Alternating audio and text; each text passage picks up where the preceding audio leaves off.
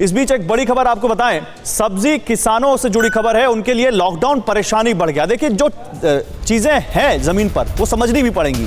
सब्जियां सस्ते दामों पर बेचनी पड़ रही किसानों को उनकी लागत भी नहीं मिल रही है क्योंकि मांग बाजार में कम बताई जा रही है। लेकिन ये कौन सी अजीब पहेली है कि जो किसान सस्ते दाम पे बेच रहा है वो आम आदमी महंगे दाम पे खरीद रहा है? ये कौन सी पहेली है? जरूर जो बात यहां पर कह रहे थे शरद जी, वही दिखता है। लेकिन शरद जी, ये जो एसबीआई और बार्कलेज की रिपोर्ट है, ये बड़े बड़े डेटा दे रहे हैं, लाख करोड़ अरब डॉलर इस सब का नुकसान। आम आदमी पर क्या फर्क पड़ेगा इसका, बताइए।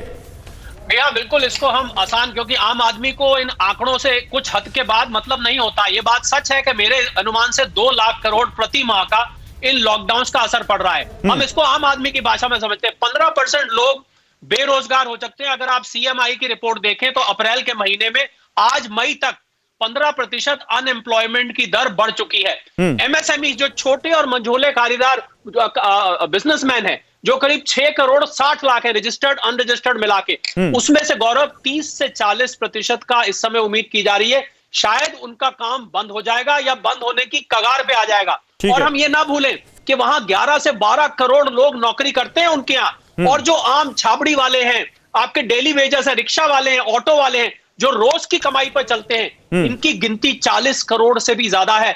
आप सोचिए, जितने दिन बंद रहता है, ये लोग शाम को कमा के आते हैं, आटा खरीदते हैं, इनके यहाँ रोटी बनती है।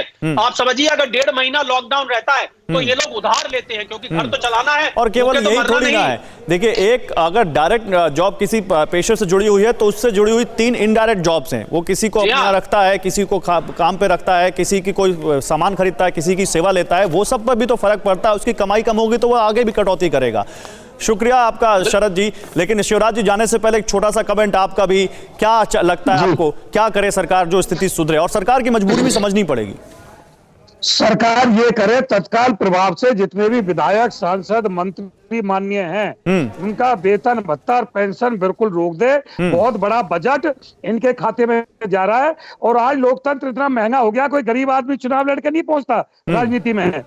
इनकी आर्थिक स्थिति पहले मजबूत होती है तो फिर इनको वेतन, चलो भत्ता दे दे, वेतन और पेंशन तो तुरंत बंद कर दी जाए ताकि देश का खजाना लुटे ना। फिक्र आपकी, सोमवार से शुक्रवार रात 9 बजे सिर्फ TV9 भारतवर्ष पर।